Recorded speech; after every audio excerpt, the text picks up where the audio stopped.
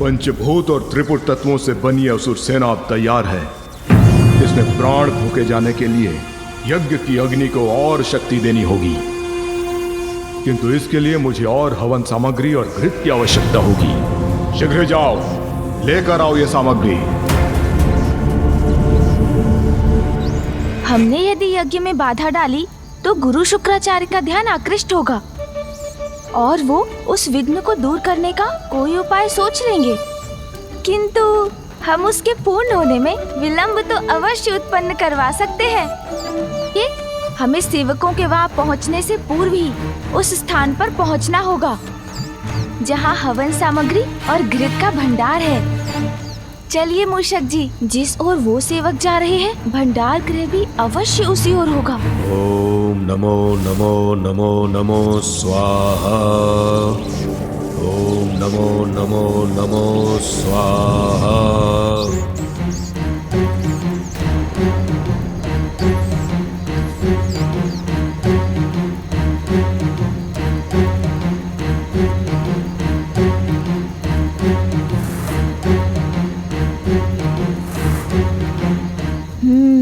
तो सुरंग में है हवन सामग्री।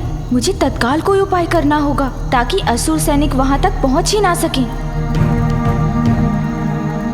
हाँ, ये उपाय तो अच्छा है। सुन जी,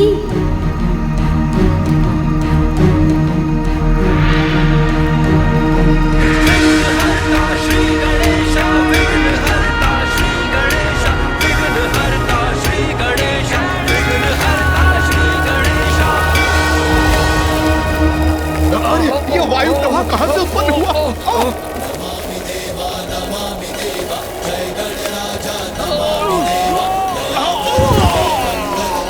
बहुत अच्छे प्रभु।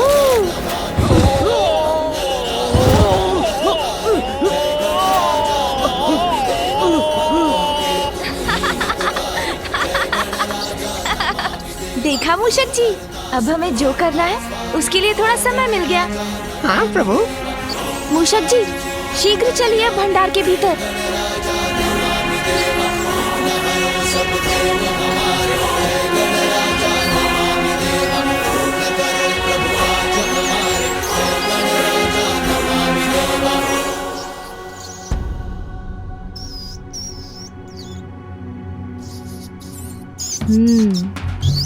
प्रभु, यहाँ हवन सामग्री और घृत तो इतनी अधिक मात्रा में है। हाँ, जितना बड़ा षड्यंत्र तैयारी भी उतनी ही विशाल है, किंतु अब समय आ गया है विघ्नकर्ता के रूप में विघ्न डालने का। मूषक जी, वे असुर सेवक यहाँ पहुँचे उसके पूर्व इस सामग्री और घृत को समाप्त करना होगा हमें।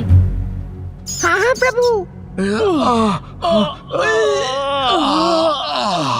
मूषक जी, आप सामग्री नष्ट कीजिए, मैं घृत का उपाय करता हूँ। हाँ प्रभु, आरंभ करते हैं। हवन किए जो शुक्राचार्य आयोजित,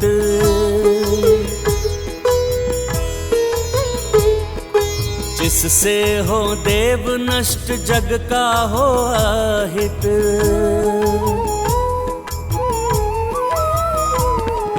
विघ्न कर्ता की भूमिका गजानन निभाए, सामग्री यज्ञ की सब मूस संग खाए।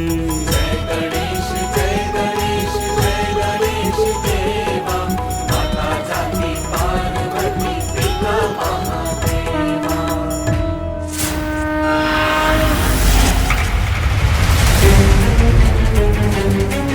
शीघ्रता करो, गुरुदेव प्रतीक्षा कर रहे हैं, शीघ्र चलो। हाँ हाँ मूषक जी, सारी सामग्री नष्ट कर दीजिए। असुरों के गुरु शुक्राचार्यों को प्रतीक्षा कराना उचित नहीं है, आगे बढ़ो। शीघ्रता कीजिए मूषक जी, असुर सेवक किसी भी क्षण यहाँ पहुँच जाएंगे।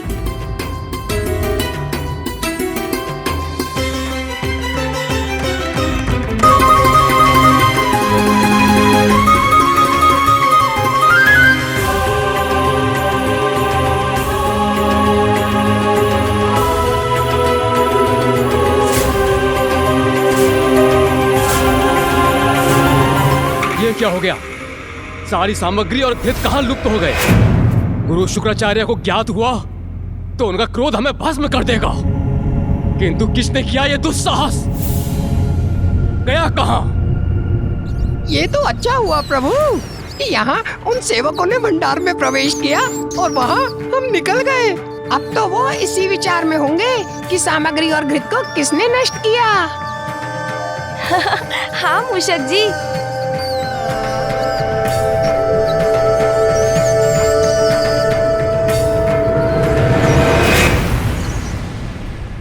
तो आइए मूषक जी, हम असुरों के इस अधर्म कार्य में थोड़ा और विघ्न उत्पन्न कर देते हैं। हाँ प्रभु, क्यों नहीं।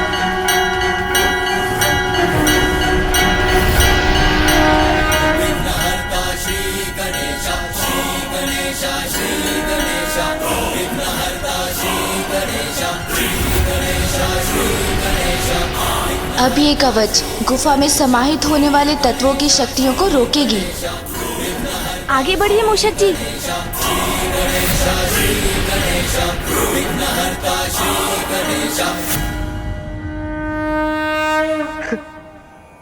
प्रतीत होता है प्रथम पूज्य श्री गणेश अपने प्रयास में सफल हुए। हमारी ऊर्जा लौट रही है। हाँ देवराज,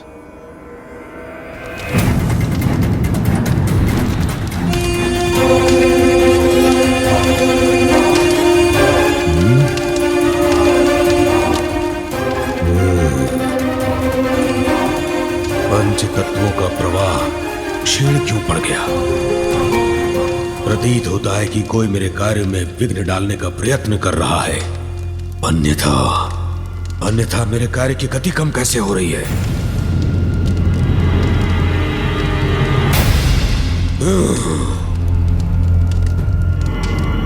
ओम ब्रीम ब्रह्म प्रीम द्रम स्वाहा।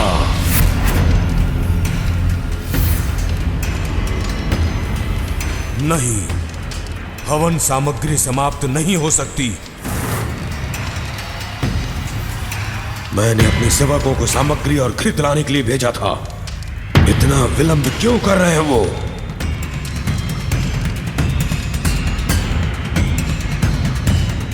अभी तक सभी स्तंभित हैं। मैं पुनः अपने स्थान पर बैठ जाता हूँ और इनका स्तंभन तोड़ता हूँ। क्या हुआ? आप रुक क्यों गए?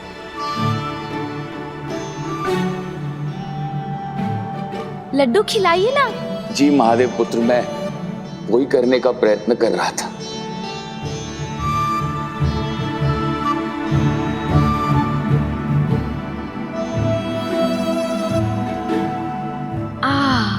बस पर्याप्त है। क्या प्रभु, हम तो आपको लड्डू खिला ही ना सके। आपका तो एक ही लड्डू में उधर भर गया। इसका कारण भी आप कुछ ही समय में जान जाएंगे, जब आपको ज्ञात होगा कि आज कितने घृत का पान किया है मैंने। रुकिए, आप दोनों अपने हृदय को छोटा मत कीजिए। जो लड्डू तारकाक्ष जी ने मुझे खिलाया वो आप सबकी इतने श्रद्धा और भक्ति से पूर्ण था कि उसी से मेरा उदर भर गया। आप इन शेष लड्डुओं को त्रिपुर में प्रसाद के रूप में बंटवा दीजिएगा।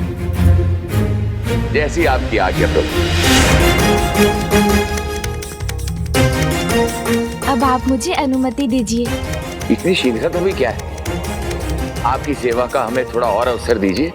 वो अवसर शीघ्र प्राप्त होगा आपको, किंतु अभी तो मुझे जाकर पिताश्री को आपकी भक्ति और सेवा से अवगत कराना चाहिए। आपका बहुत बहुत धन्यवाद कि आपके माध्यम से हमारी प्रार्थना स्वयं महादेव तक पहुंच जाएगी। आइए।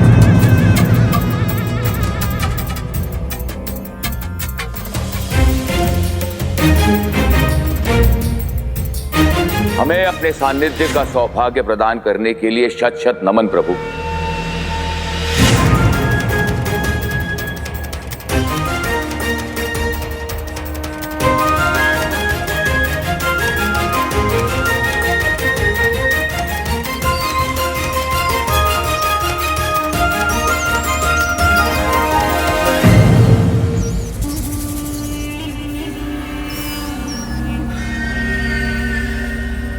महादेव पुत्र का अचानक यहाँ पर आगमन और उतनी ही शीघ्रता से प्रस्थान क्यों?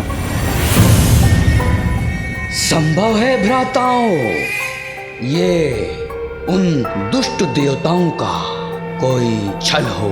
भ्राताश्री, कहीं यहाँ आकर हमारा उद्देश्य तो ज्ञात नहीं कर लिया महादेव पुत्र ने? तुम दोनों शीघ्र जाओ और जाकर देखो क्या आचार्य शुक्राचार्य का कार्य सुचारू रूप से चल रहा है या नहीं। अब हमारे वास्तविक प्रयोजन में और विलंब नहीं होना चाहिए। बहुत प्रतीक्षा की है इस दिवस की, अब और नहीं, अब और नहीं।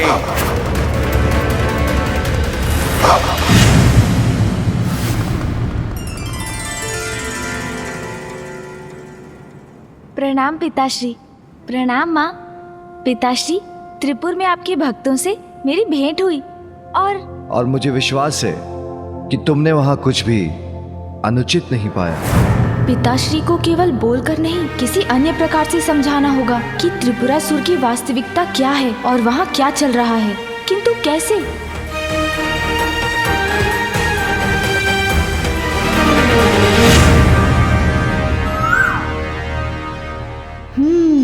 मिल गई युक्ति। अवश्य पिताश्री, आपका विश्वास उचित है। अनुचित का तो लेश मात्र भी नहीं था वहाँ। किंतु मैं आपको कुछ और भी दिखाना चाहता हूँ। पिताश्री, माँ, मेरे साथ आइए ना।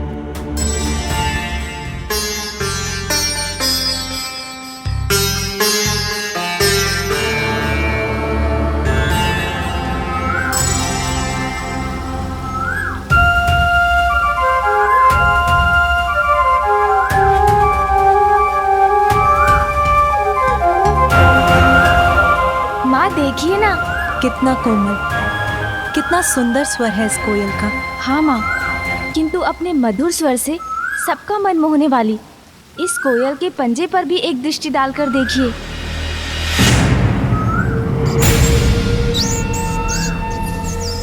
कभी कभी कोमलता के पीछे अपनी क्रूरता छिपाने वाले अपने ऊपर पवित्रता और धार्मिकता का ढोंग रचते हैं, मीठी वाणी बोलते हैं, किंतु उनके भीतर कुटिलता छिपी होती है। हमें कोयल के निकट लाने का तुम्हारा आशय मैं समझ गया पुत्र, कि इस कोयल के समान त्रिपुरासुर भी दोहरा चरित्र रखते हैं। हाँ पिताश्री, त्रिपुरासुर आपकी भक्ति अवश्य करते हैं, किंतु उनकी भक्ति के पीछे ईश्वर के प्रति समर्पण का भाव नहीं, अपितु ईश्वर से निरंतर कुछ प्राप्ति की लालसा है। पिताश्री, वो दिवस रात्रि आपकी पूजा करते हैं जिससे आप उनका वध ना करें। ब्रह्मदेव को तपस्या से प्रसन्न कर उन्होंने त्रिपुर वरदान में मांगा, जहाँ देवता भी अनुमति के बिना प्रवेश ना कर सकें, जिसका लाभ उठाकर वो वहाँ देवताओं, महाभूतों और त्रिपुर के अंशों से ऐसी अपराजय सेना उत्पन्न कर रहे हैं जिसे तब तक नष्ट नहीं किया जा सकता जब तक त्रिपुर का विनाश ना हो। गणेश उचित कह रहा है। हाँ माँ, गुरु शुक्राचार्य की निगरानी में उन्होंने त्रिलोक पर असुरों का आधिपत्य स्थापित करने का कुचक्र रचा है। इससे पूर्व कि वो असुर सेना जीवित होकर सर्वत्र विनाश करे, आपको उन त्रिपुरासुर का वध करना ही होगा पिताश्री।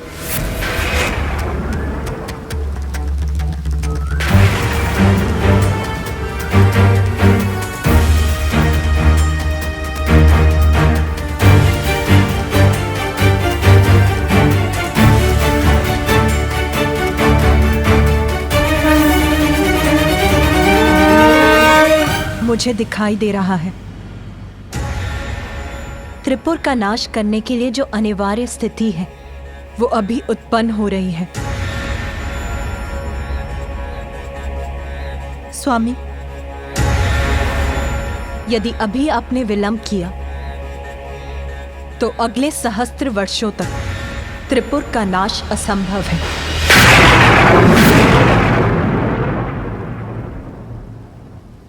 सहस्त्र वर्षों तक असंभव हो जाएगा? वो क्यों माँ? पुत्र, जब ब्रह्मदेव ने त्रिपुरासुरों को सहजता से वरदान दे दिया तो उन्होंने ब्रह्मदेव से कुछ और भी मांगा। प्रभु, मेरे भ्राताओं की इच्छा अनुसार हमें त्रिपुर का वरदान देने की कृपा कर आपने हमें कृतार्थ किया, किंतु मैं अभी भी संतुष्ट नहीं हूं। मेरी एक इच्छा अभी शेष है, उसे भी पूर्ण करने की कृपा करें।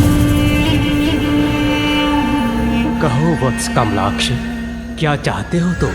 प्रभु, मेरे भ्राता की इच्छा अनुसार मात्र महादेव ही त्रिपुर का नाश कर सकते हैं, किंतु तब सहस्त्र वर्षों में हमारे त्रिपुर के तीनों पुर एक सीधी रेखा में स्थिर हो।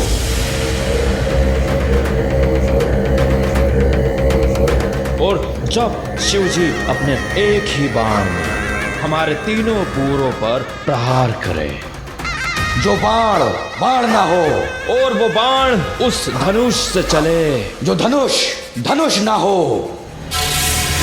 और महादेव ऐसा उस रथ पर आरूढ़ होकर करे जो रथ ही ना हो। प्रभु, मात्र इसी अवस्था में त्रिपुर और हमारा विनाश संभव हो। तथास्तु, तथास्तु, तथास्तु।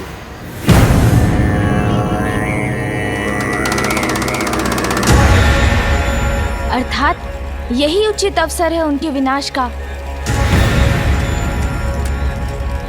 अन्यथा त्रिलोक पर उनका आधिपत्य स्थापित हो जाएगा और सर्वत्र अधर्म का अंधकार छा जाएगा। जिनके मुख पर सदा मेरा ही नाम रहता है, अपने उन अनन्य भक्तों पर मैं अपने अस्त्र कैसे उठा पाऊंगा गणेश?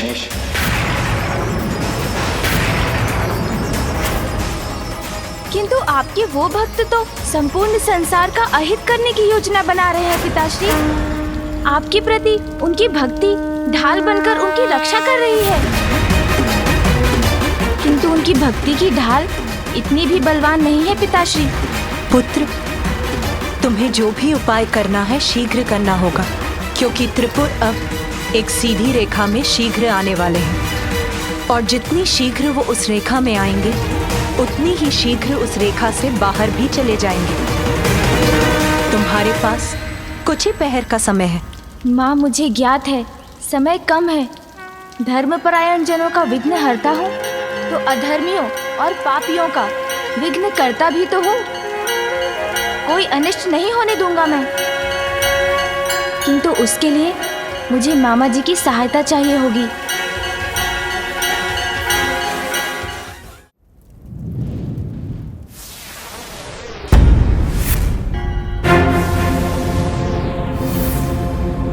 ये कैसा विघ्न है? अकस्मात ये अवरोध कैसे उत्पन्न हुआ? नहीं, मैं अपनी असुर सेना का निर्माण करके ही रहूंगा, और इसके लिए मैं अपनी समस्त आसुरी शक्तियों का आवाहन कर इस कार्य को पूर्ण और सफल करूंगा।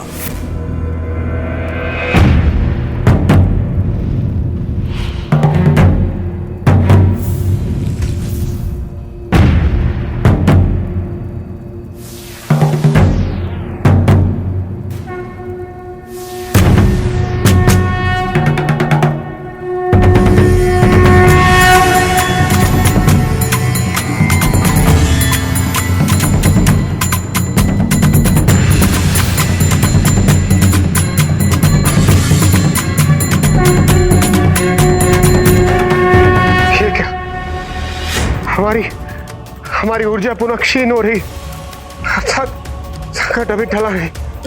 हाँ इंद्रदेव।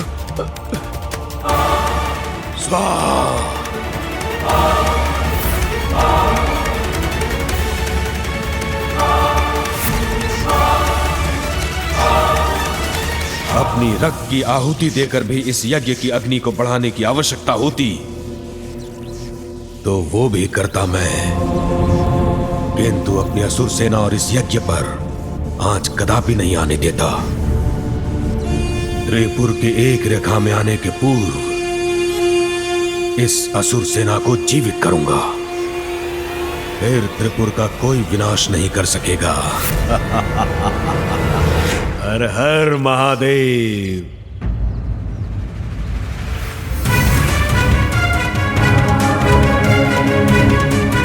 हमें शीघ्र त्रिपुरासुर को रोकना होगा, इससे पूर्व कि त्रिपुर सीधी रेखा में आकर सर्वत्र विनाश का कारण बने।